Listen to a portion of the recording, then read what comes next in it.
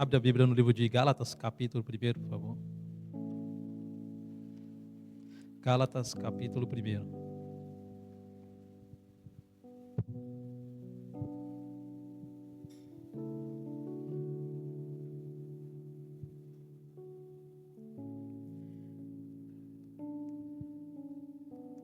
Enquanto os irmãos vão abrindo, quero estar presente, fazendo a apresentação. Está aqui uma família amiga do nosso irmão Eric, sua família. Está o Gabriel. O Gabrielzinho já foi para a sala das crianças, né? Treina jiu-jitsu com nós também, irmãos. Esse povo tá tudo querendo ficar valente mesmo. E no caso é que aqui tem alguns irmãos aqui que quer ficar muito valente, aí fica treinando jiu-jitsu, né? No caso tem alguns irmãos aqui. Na minha casa é eu, minha esposa, meu filho e minha filha. E aí tem o Gabriel também, que é nosso companheiro, ele está ali, o pai dele, a mãe dele. Ele seja bem-vindos em nome de Jesus Cristo. Continue, toda vez que tiver oportunidade, venha, que é um prazer ter vocês aqui conosco nesta manhã. Amém? Gálatas, capítulo 1. Foi gerado no meu coração um desejo de fazer a exposição no livro de Gálatas. Então, no período que eu estiver ministrando, vou estar ministrando, fazendo a exposição do livro de Gálatas. Me chamou bastante atenção aqui, nesse período. Amém? Capítulo 1, versículo 1 ao 5. Diz assim: Paulo, apóstolo não de homens, nem por algum homem, mas por Jesus Cristo e por Deus o Pai, que o ressuscitou dentre os mortos. E todos os irmãos que estão comigo, as igrejas da Galácia, graça seja a vós e paz da parte de Deus, o Pai, e de nosso Senhor Jesus Cristo, o qual se deu por nossos pecados, para que pudesse nos livrar do presente mundo maligno, conforme a vontade de Deus, nosso Pai. A quem seja a glória para sempre e sempre. Amém. Só nessa saudação aqui, vamos fazer uma introdução ao livro de Gálatas. Essa carta, Martinho Lutero, ele chama ela Carta da Liberdade, ou ele chama também de a segunda esposa dele, né? Que ele fala que a reforma protestante que produziu no coração dele, que Deus usou para ter essa reforma protestante, ele foi o livro de Romanos, que mexeu muito com o coração dele para trazer. Mas a carta que ele fala, carta de libertação, na opinião dele, que ele chama, é a carta aos Gálatas.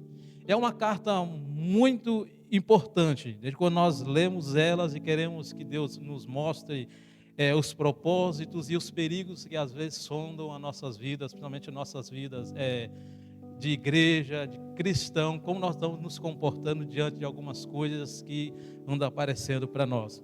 Essa carta, acredita-se que ela é a mais velha, de entre 40 a 50 depois de Cristo, ela foi escrita. Acredito que ela é a epístola mais ela é considerada por alguns teólogos, alguns historiadores, né?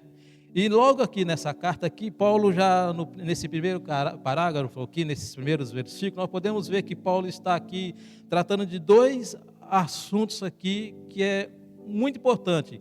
E esses assuntos ele vai praticamente decorrer no capítulo 2 e até um pouco do capítulo 3, falando sobre a sua chamada e seu ministério apostólico, né? No caso, a autoridade, a fonte e a origem do seu chamado. Porque se nós lermos Gálatas, nós vamos perceber que está sendo questionada.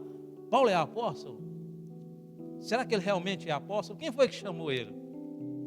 Ele faz parte do grupo de irmãos que eram apóstolos primeiros? Então quem é esse? Então tinha esse questionamento, mas não pela igreja que tinha sido plantada ali, mas principalmente pelos pregadores novos, os líderes novos, os judaizantes que chegaram ali na região da Galácia, e quando iam a essas igrejas, eles levavam algum evangelho diferente, alguma doutrina diferente, que eles queriam levar o evangelho, mais alguma coisa, no caso aqui era as práticas das leis judaizantes, as leis mosaicas, né?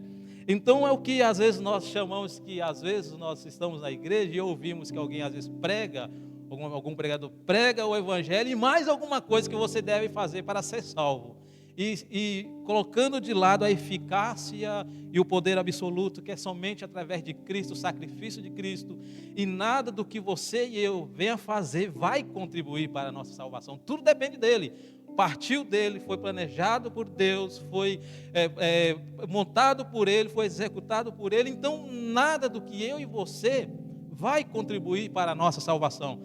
E aqui Paulo vai nos mostrar isso. Mas por quê? Porque os judaizantes vinham e falaram, tem que cumprir o evangelho, mas também tem que cumprir algumas coisas das leis, as cerimônias da lei mosaica, tem que cumprir. E Paulo vem querendo acabar com tudo isso. Mas esses falsos aqui também, eles não só tinham o propósito de querer colocar o evangelho mais alguma coisa, mas uma das coisas que eles colocaram no coração deles foi atacar a reputação de Paulo, o caráter de Paulo, a conduta de Paulo. Então, uma das coisas, eles falaram assim, vamos atacar a estrutura, ou o líder, ou a pessoa responsável, ou atacar a reputação, porque se atacar a reputação e essa difamação cair bem nos ouvidos daqueles que estão ouvindo, prejudica, traz um prejuízo muito grande.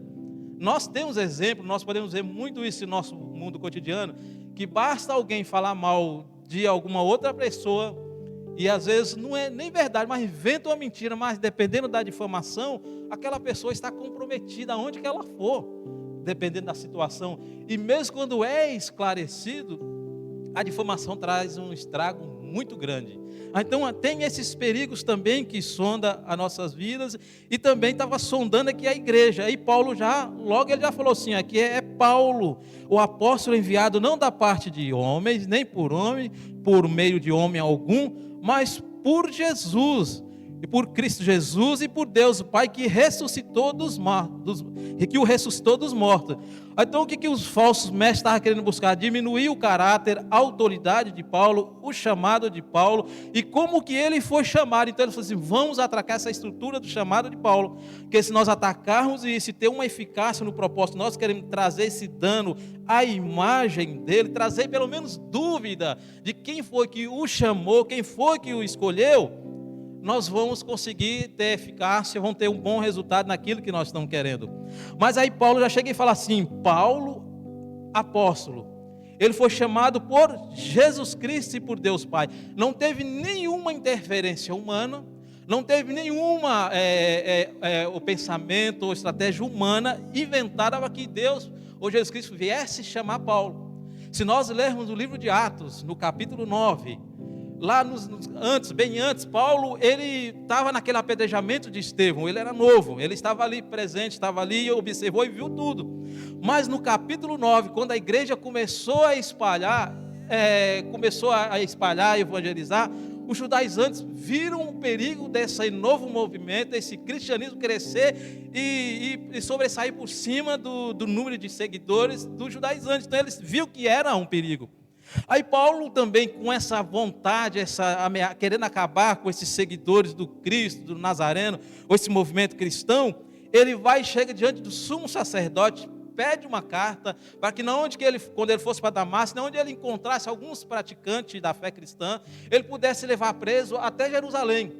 Só que nesse período, nesse caminho, nesse espaço entre Jerusalém até Damasco, de repente, tem uma ação divina, que joga Paulo do cavalo, ele cai do cavalo, e a luz que brilhou fez com que ele caísse, e ele ouviu uma voz, e ele falou assim, Saulo, Saulo, por que você me persegue?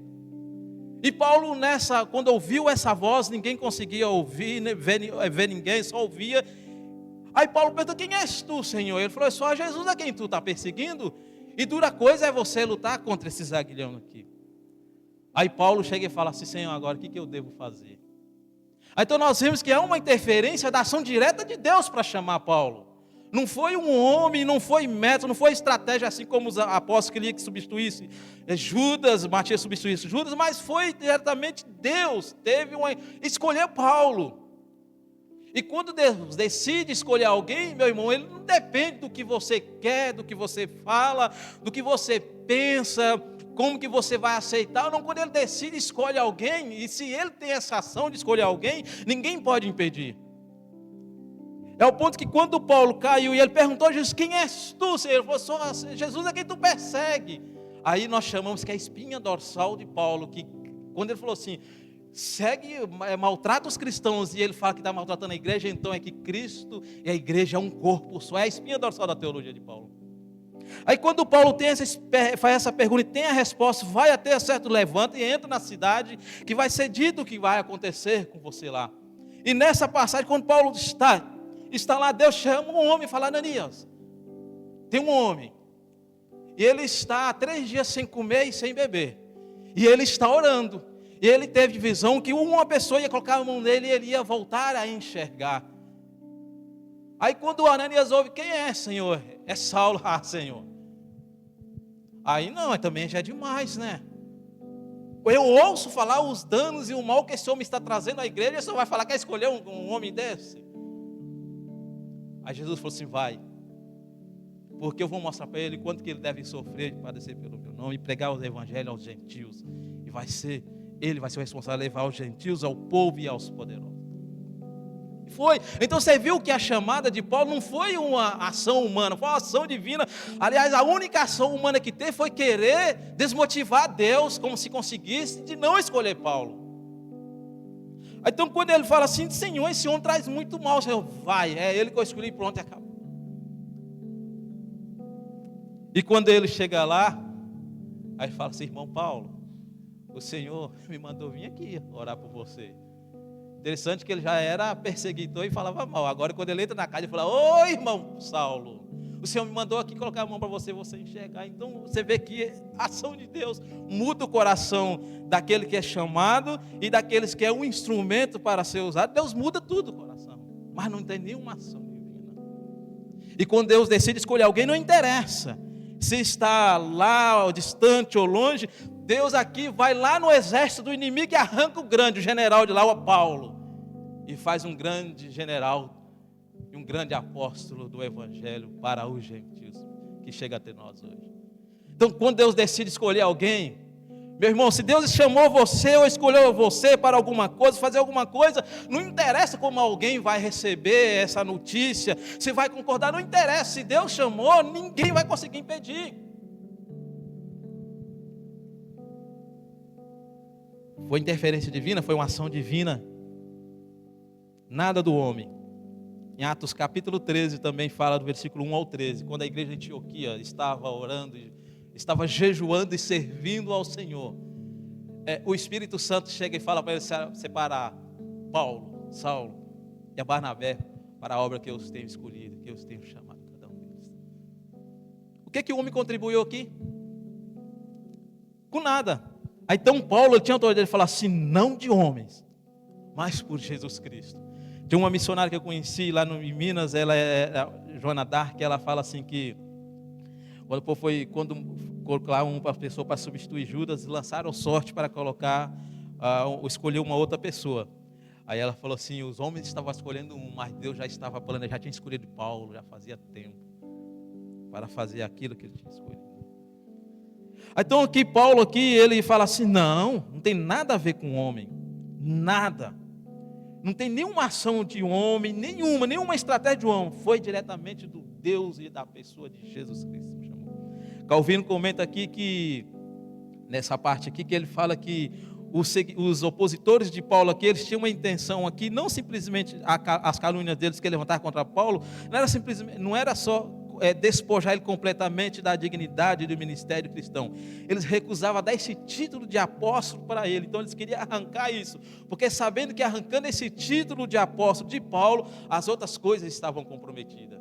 Então eu falei: não, ele pode ser um cristão, ele pode ser qualquer servo, qualquer ministro. Aí então ele falou assim: então pode fazer qualquer coisa. Mas aí parece que Paulo percebe: pô, peraí, se eu aceitar essa crítica, essa negação que eu sou apóstolo, o que eu estou pondo em perigo não é simplesmente o meu chamado, ou a minha vocação. Não é simplesmente o que está em jogo aqui, é aquilo que eu prego. O que vai vir depois quando eu ceder essa pressão da dúvida do chamado e autoridade e da fonte do meu chamado? Paulo, quando ele percebeu isso, ele falou assim: não vou abrir mão dessa autoridade de apostolado em tempo algum.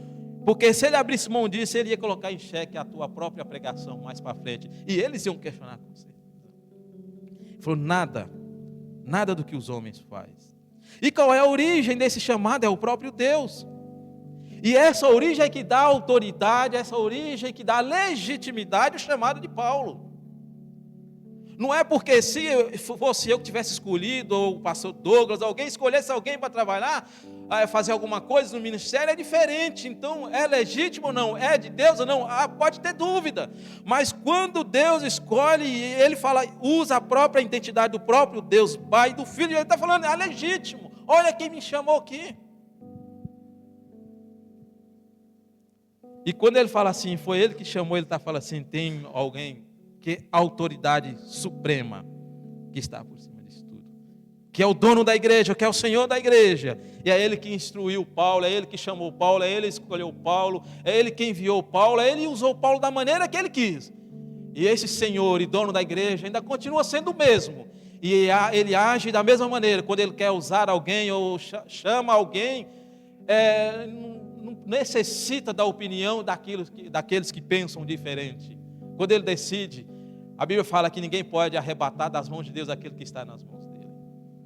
Então, se você tem convicção que Deus tem um chamado na tua vida, que Deus chamou você para algo, e parece que o negócio não está andando, parece que alguns têm dúvida, alguns desacreditam ainda dessa ação de Deus na tua vida, não ceda aí. Se você tem certeza do chamado de Deus, meu irmão, continue firme. Continue em frente, continue sempre dependendo de Deus, porque a autoridade, a legitimidade do chamado está firmada na pessoa de Jesus Cristo. E quando Paulo fala assim, não só Deus Pai que ressuscitou Cristo dos mortos também, aí ele está falando ao currículo de quem me chamou aqui. Simplesmente ele ressuscitou Jesus Cristo dos mortos. Aí ele fala da doutrina que é fundamental do cristianismo. Ressurreição de Cristo. Nasceu da Virgem, ele viveu aqui entre nós, foi morto, crucificado e morto, sepultado e foi ressurreto. E quem ressuscitou foi Deus. É o currículo de quem? Você pode olhar para o currículo meu, do pastor, se nós chamamos você para trabalhar e fazer alguma coisa, e às vezes nossos currículos não são bons. Mas olha o que está por trás do currículo de Deus. Uma das coisas que foi, ele ressuscitou. E quando ele chama falando que esse Deus que ressuscitou o Cristo dos mortos, que chamou ele está falando dessa doutrina fundamental, porque quem crê na ressurreição está bem, mas quando tem dúvida da ressurreição, que o cristianismo dele não tem ressurreição dos mortos, não acredita na ressurreição de Cristo, o cristianismo está com problema. E quem sabe isso não poderia estar ocorrendo na vida do Gálatas também, assim como estava acontecendo na igreja de Corinto também. Põe em dúvida se Cristo foi ressuscitado ou não. E Paulo, percebendo isso, ele vai e define: aqui está.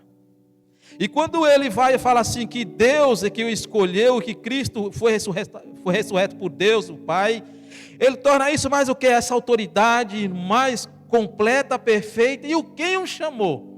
Uma autoridade suprema que escolheu ele. Mas no versículo 2, ele deixa bem claro uma coisa interessante. Ele fala assim: todos os irmãos que estão comigo. Paulo não estava só. Ele não estava isolado. Ele não andava sozinho. Ele tinha companheiros. E tinha pessoas que concordavam com o pensamento dele, a teologia dele, a mensagem que ele estava pregando. Porque se ele fosse simplesmente uma pessoa isolada e sozinha, ninguém concordasse, aí poderia ter perdido. Mas ele escreve assim: não, aqui os irmãos também estão comigo nesse mesmo pensamento. Não estou sozinho. Quem sabe ele usou a expressão os irmãos aqui, ou ele estava estava aqui mostrando a diferença entre ele como apóstolo e os irmãos, e também mostrando que ele não estava sozinho, tinha pessoas junto com ele, isso para provocar um autoexame da igreja da Galácia.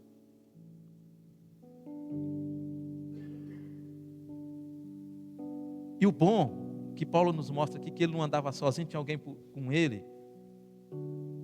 Isso nos mostra, como foi ministrado aqui no dia 8, sobre ter parceiros, gente andar junto, trabalhar junto, não querer andar sozinho, fazer tudo sozinho, procurar gente para que possa ser companheiro, parceiro, fazer as coisas como o pastor Diogo falou. Não querer fazer tudo sozinho, querer fazer tudo, executar tudo, pensar que ia andar sozinho.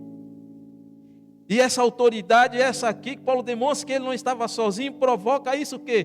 Pode provocar um autoexame no povo também. Espera aí, tem mais gente. Não é só ele, tem mais pessoas que pensam igual ele. Então nós vamos parar e recuar e vamos repensar a respeito dessa conduta que nós estamos tendo aqui. Estão comigo?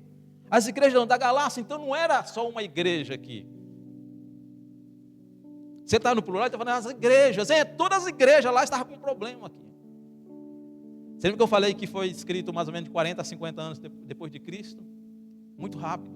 Por isso que Paulo, no versículo de número 6, ele fala: eu admito que tão rapidamente você desviaste daquilo que vos chamou da graça para um outro evangelho. Então foi rápido.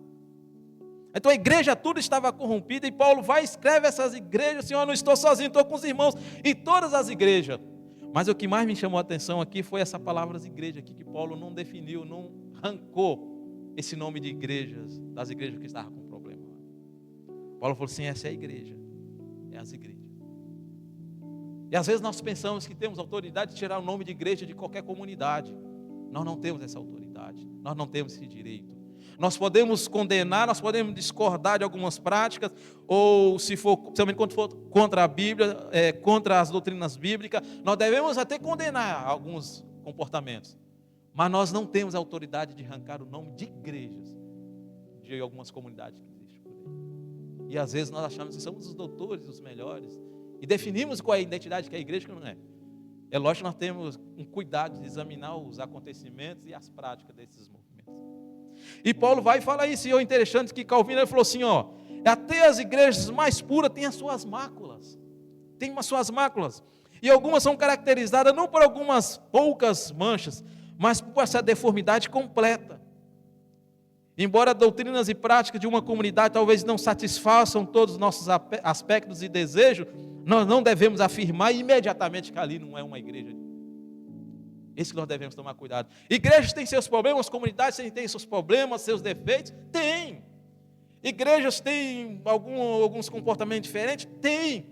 Mas quem é que tem a autoridade de arrancar o nome de igreja daquela comunidade? Eu e você não temos isso. Só a palavra de Deus, só Cristo tem a autoridade de falar isso. Porque se você andar comigo, você vai perceber que eu tenho defeitos, e tenho muitos. Se você andar com a família do pastor Douglas, a minha família, com a família, todos nós temos defeitos. E se você viver muito próximo de cada um de nós aqui, vários dias, você vai perceber que essa igreja é cheia de defeitos. Mas ela não deixou de ser igreja. Assim também como tem irmãos na nossa igreja. Tem vidas complicadas. Tem vidas que têm problemas. Alguns têm até práticas, vamos dizer assim, práticas de pecados que é condenado. Mas nós não podemos arrancar a identidade dele. É um cristão, pode estar com problema, mas é um cristão que está com problema. O nosso papel é de ajudar e não arrancar essa identidade dele. Nosso papel como maduros é instruir, ensinar, orientar e orar por eles. E não ou difamar ou arrancar esse título de cristão. Só tem uma passagem na Bíblia que Deus falou que o povo não era dele. Foi um dia que Deus falou assim: Moisés, eu vou acabar com esse povo tudinho. Esse povo foi de coração obstinado, coração ruim, duro. E esse povo que você tirou lá do Egito, Deus falou: deixa eu ver, esse povo que você tirou lá do Egito, vai acabar com todo. Moisés falou: não, esse povo é seu. O Senhor que tirou ele de lá. E o que o povo vai pensar do Senhor quando o Senhor não levar eles para a terra prometida? Tirou e não levou. Só Deus tem esse direito, eu e você. Não, Paulo falou assim: as igrejas que estão na Galácia. Ele fala assim: Pai do nosso Senhor Jesus Cristo, que chamou, Ele é o dono e Senhor dessas igrejas. Sabia que essas igrejas estavam com problemas, essa igreja estava com dificuldades, essa igreja tinha tantas outras coisas, mas não deixou de ser igrejas. Pode ter sido rápido demais elas ter cedido às tentações do mundo, mas não deixou de ser igreja, não deixou de ser chamado de ser igreja. É uma igreja. Está com problema? Mas é as igrejas. É bem provável que todas as igrejas estavam aceitando os ensinamentos dos falsos apóstolos ali, os falsos mestres. E é o perigo, porque é um perigo que sonda nossas vidas sempre. As novidades do mundo moderno é perigosa, algumas delas nós devemos tomar muito cuidado.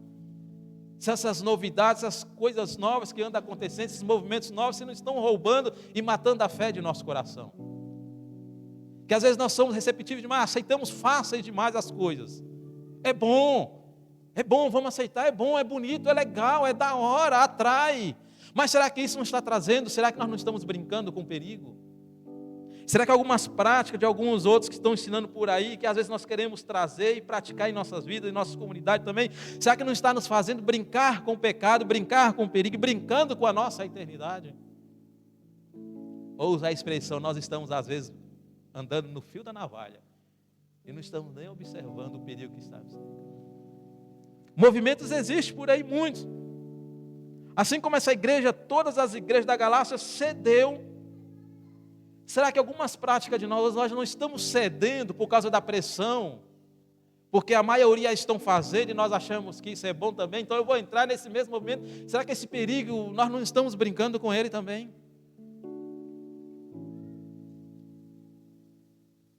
Mas é a igreja. E o bom de Deus, do Evangelho, é que Deus não desiste de nenhum daqueles que Ele chamou. Ele não desiste. Ele poderia falar assim, Paulo poderia falar assim, tá bom, já que vocês abriram mão do Evangelho, da libertação, essa liberdade sua, estão em fundamentos antigos, práticas antigas, tá bom, então fique aí, desisto, abro mão de vocês. Paulo não abriu mão. Paulo continuou ali insistindo, não desistiu. Porque há uma facilidade de nós desistir fácil dos trabalhos, dos ministérios, dos chamados, da amizade com problema às vezes, da comunhão às vezes que tem algumas rugas. É fácil desistir disso, porque é o caminho mais curto, e não tem dificuldade nenhuma você tomar a decisão de cortar relacionamento, cortar a comunhão. Eu vou acabar a comunhão com esse irmão, que esse irmão não está muito bem, pode não fazer bem para mim, essa irmã não pode fazer bem para mim, então eu vou cortar. Não. Aqui quando Paulo está falando, não desistiu de chamar elas de igreja, ele vai instruir essa igreja em todo esse livro de Gálatas, tudinho. Assim somos eu e você também, não devemos desistir de ninguém, de nada, de nosso trabalho. Aquilo que Deus tem confiado em nossas mãos e aquelas pessoas que Deus tem colocado ao nosso lado também. Nós não devemos desistir dessas pessoas.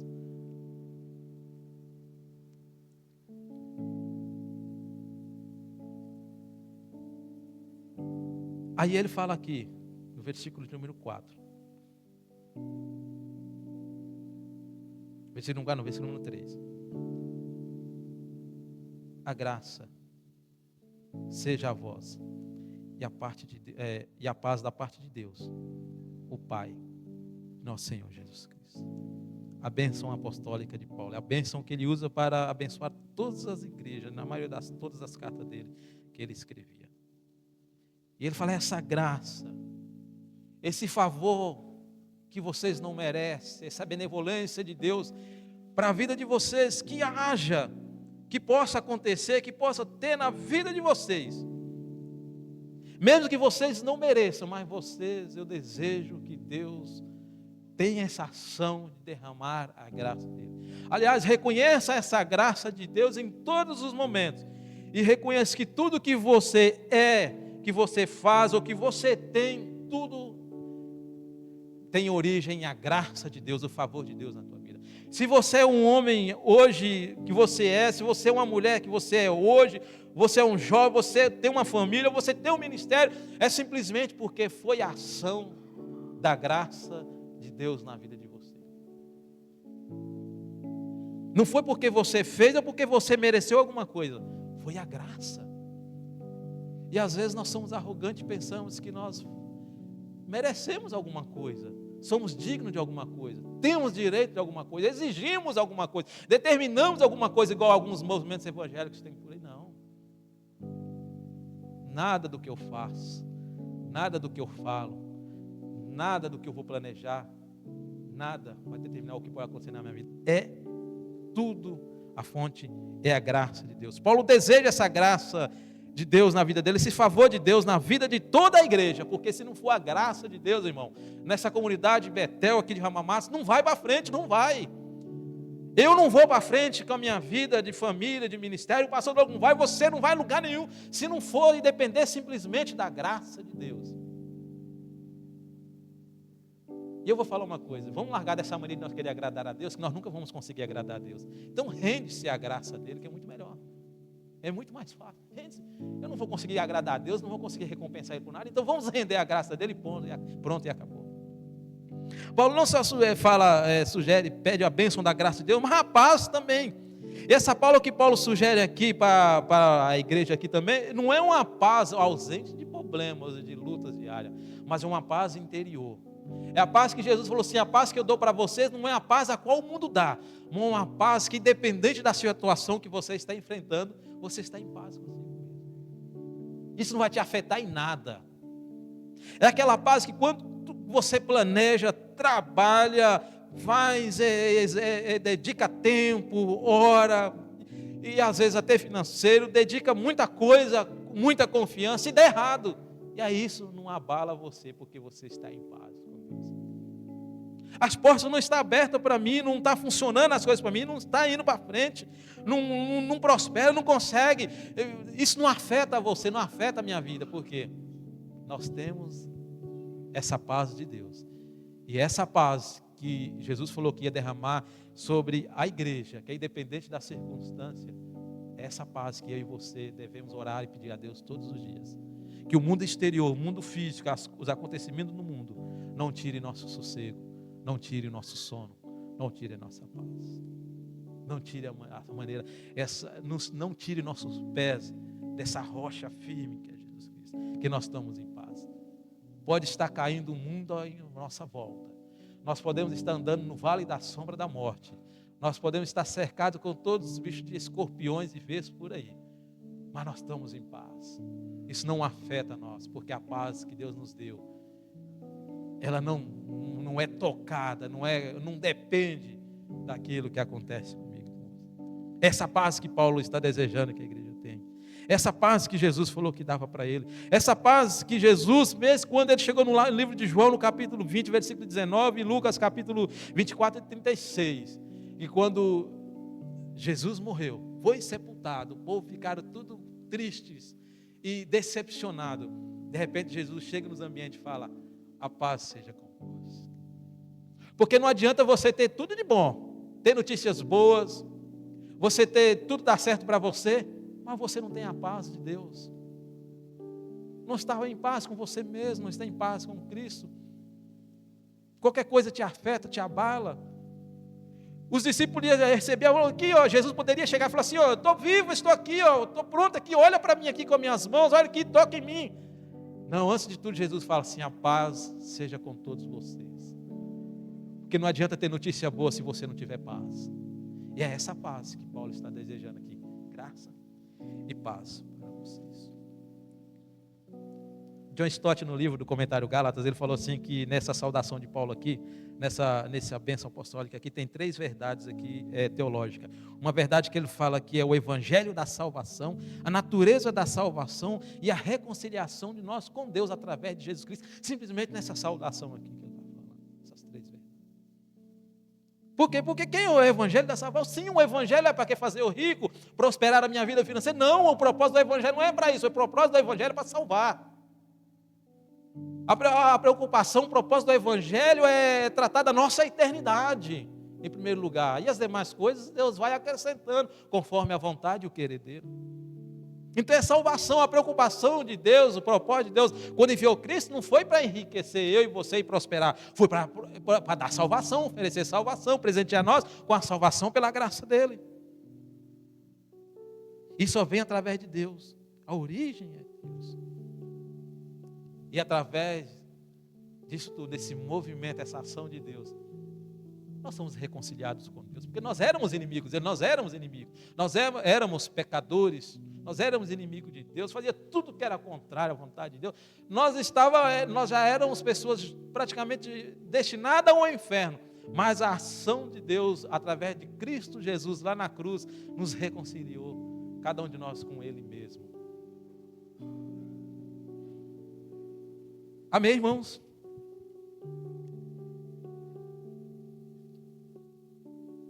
E ele ainda falou assim que a exibição da graça de Deus, desse evangelho, o modo de Deus exibir esse amor e essa graça foi oferecendo o seu Filho em favor de você, de mim, de cada um de nós. Qual é o meio que Deus escolheu para exibir essa graça e essa paz, esse amor dele para com as nossas vidas? Foi fazer com que o Filho dele morresse numa cruz, no lugar seu e meu. Pecadores, injustos, problemáticos, e Deus demonstra o seu amor por mim e por você, não merecendo nada, enviando Jesus para morrer em nosso lugar. Amém?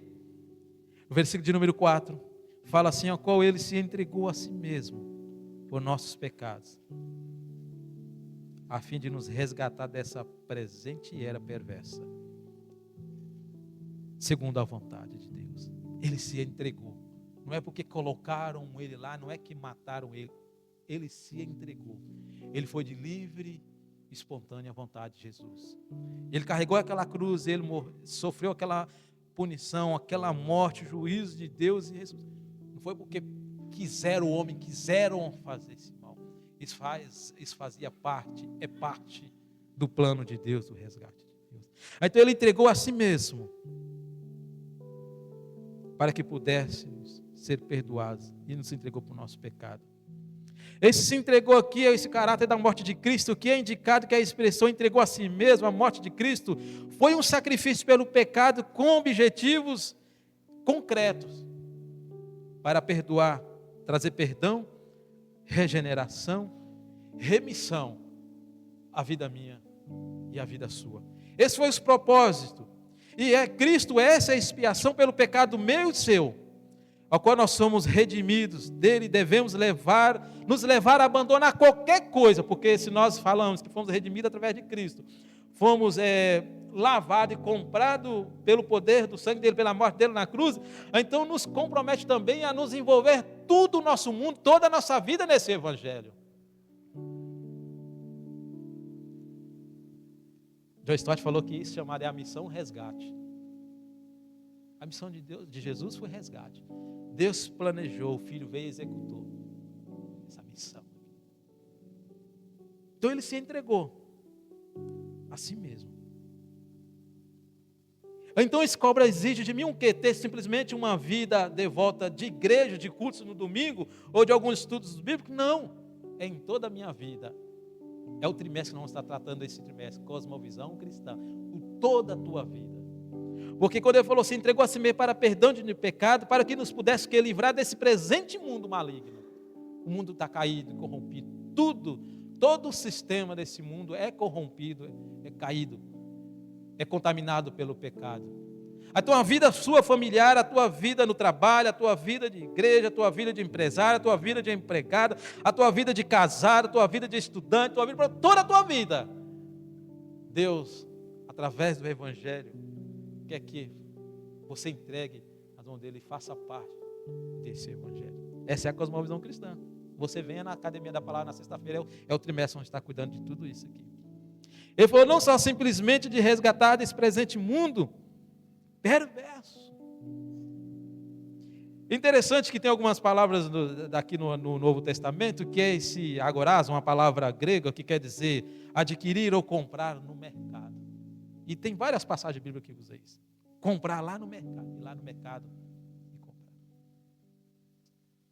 E tem outra palavra que significa exagoraço, que é comprar no mercado e tirar do mercado. Comprar e tirar do mercado. Eu e você éramos assim, escravos do pecado, acorrentados pelo pecado. E no mercado quer nos levar direto ao matadouro, com a condenação eterna. Aí de repente chega Cristo nos compra nesse mercado e nos tira de lá, pagando um alto preço com o sangue dele.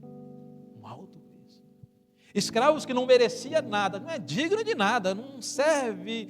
Nós não servimos para por causa da nossa decadência, a nossa miséria, por causa do nosso pecado. Mas Cristo resolve ir ao mercado de escravos de pecado e chamou você, eu, de lá. E não só simplesmente nos comprou de lá com um alto preço, mas nos tira desse mercado. E tem outro verbo que chama literal. Comprar no mercado, tirar do mercado e dar liberdade. É o que Cristo fez comigo, com você. É o que Paulo quer despertar. Gente, Cristo tirou vocês do mercado de escravo, do mercado de pecado. Vocês eram escravos, tirou vocês, pagou um preço alto, deu liberdade. Agora vocês querem voltar a práticas antigas.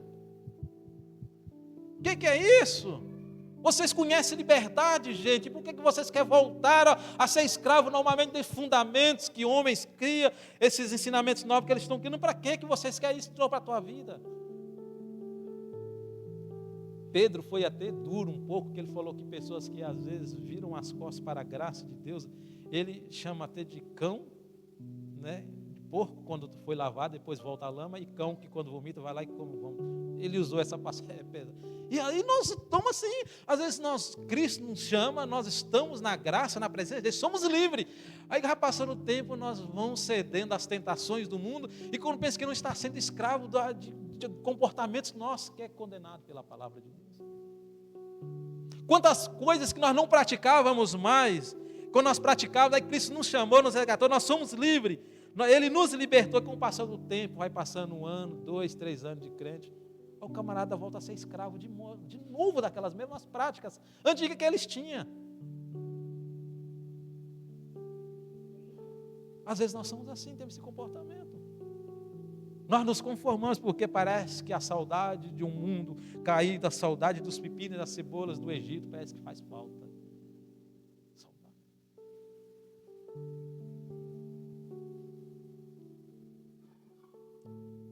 E ele fala assim: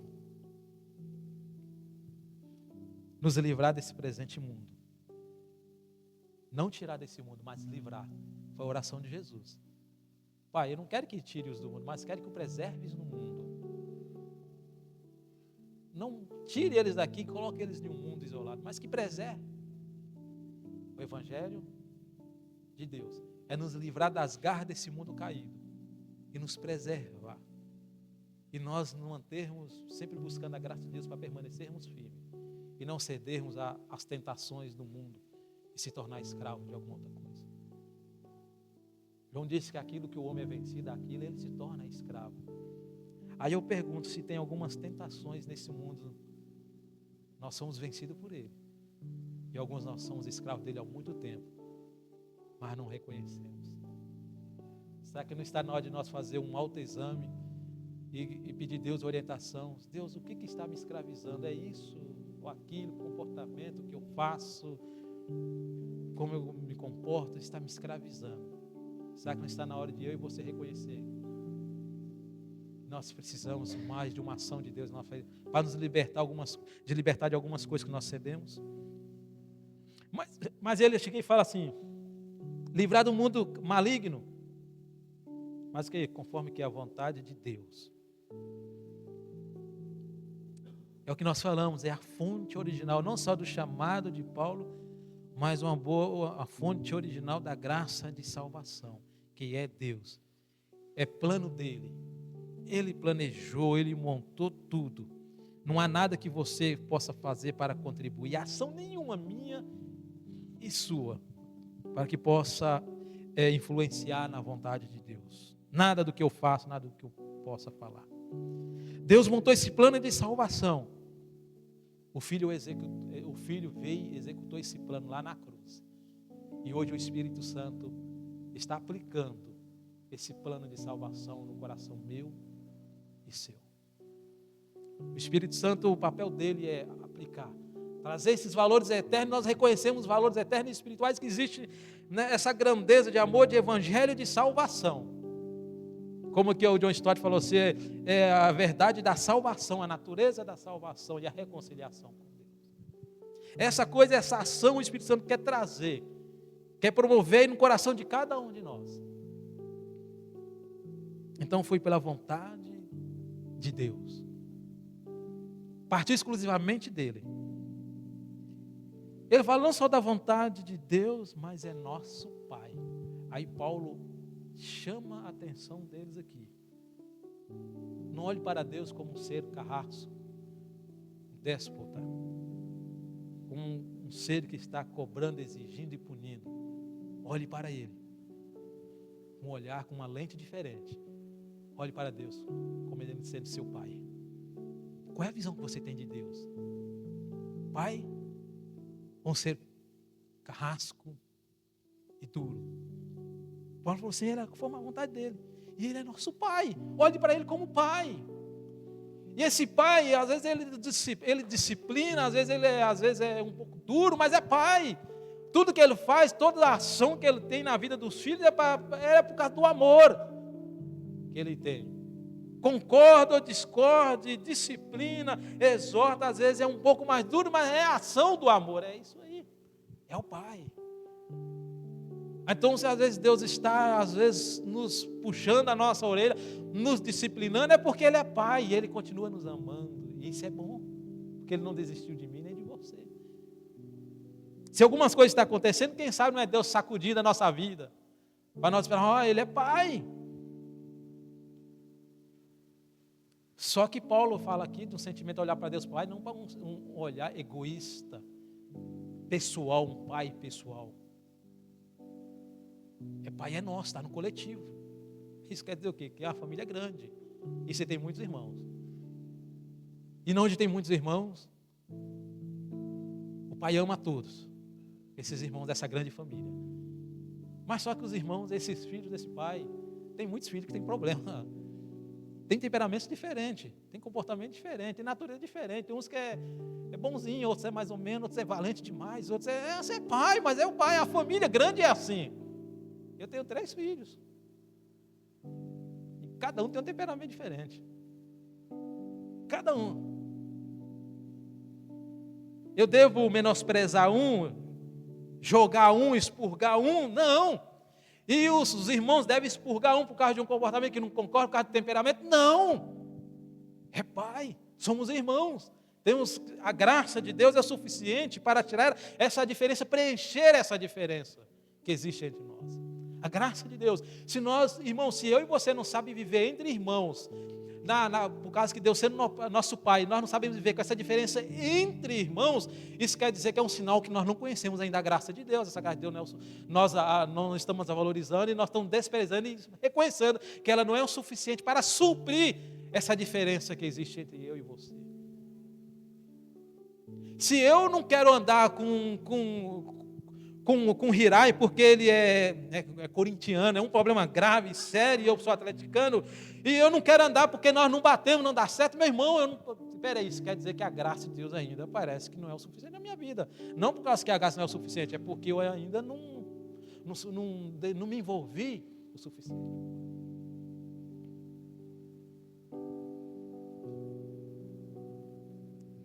Aí Paulo encerra, versículo de número 5. A Ele, ou quem, seja dada a glória para sempre e sempre. Paulo, nessa saudação aqui, nessa abertura dessa carta, ele fala da origem do chamado dele, da autoridade, do evangelho da reconciliação, do amor de Cristo, dessa ação, da visão, dessa missão de resgate. Ele fala dessa graça e dessa paz, desse mundo perverso ser de verdade, ser filhos de Deus, ser livre, ser filhos de Deus. Aí ele vai e rende louvor e graças a Deus aqui. É impossível ouvir essas grandezas, ter contato com essas maravilhas de Deus e não render louvor e adoração ao nome dele. Aí Paulo fala, a quem ele deve ser a glória para todos sempre, sempre. Amém. Se depois de tudo que Cristo fez na tua vida, do que você ouviu, e que Ele continua aí, Deus continua fazendo na tua vida, se isso não provoca um sentimento de retidão, de você render graça e louvor e gratidão a Deus, meu irmão, isso demonstra que nosso coração está cheio de ingratidão. Mesmo que nós não temos aquilo que nós queremos, que nós desejamos, mas nós somos gratos a Deus por tudo que tem acontecido e por tudo que Ele tem realizado e feito em nossa vida. Será que nós somos assim o suficiente? Paulo exortou os filipenses: vocês têm que dar graças a Deus por tudo, todo tempo, direto, por tudo e por todo tempo, direto, sempre, tudo. Dá graças a Deus, render louvor a Deus. Escuta, quantas vezes nós rendemos graças a Deus? Deus, graças a Deus pelo trabalho de hoje. Graças a Deus pelo alimento. Graças a Deus pelo... O salário não foi muito bom, mas graças a Deus porque eu tenho. Tem outras pessoas que não têm. Graças a Deus pelos meus filhos. Alguns são diferentes, alguns dá problema, outros são rebeldes, mas graças a Deus. O marido é complicado, graças a Deus pelo meu marido. A esposa é complicada, não deixa nós assistir o nosso jogo de futebol direito, mas mesmo assim, graças a Deus pela vida delas também. Graças a Deus. Deus, hoje não está muito bem, não estou legal, mas estou vivo. Graças a Deus. Você aprendeu a render louvores e a gratidão a Deus por tudo que acontece na tua vida. Interessante que eu falei com um dos meus filhos ontem, na discussão ontem. Falei, Deus usou um grande exemplo para ensinar grandes lições. Jesus ensinando grandes lições para nós. Usou, não os da casa, os de fora e os ímpios. Aí eu falei dos samaritanos. Jesus usou o samaritano para dar várias lições para a igreja, para os discípulos que ele está ensinando. E para nós hoje. Os de fora para ensinar. E quando Jesus curou 10 leprosos, 9 era judeu e 1 era samaritano. E o único que voltou para agradecer era o estrangeiro samaritano. Você vê que os da casa eram ingratos. Os da casa não tinham gratidão nenhuma, render gratidão e louvor a Jesus pelo que ele tinha feito. E aquele que não tinha nenhum nada de relacionamento com Jesus volta para agradecer. Será que eu e você não estamos tendo um comportamento assim? Amém? Eu quero encerrar aqui fazendo algumas aplicações. Quero fazer 4 aplicações aqui. Conselhos.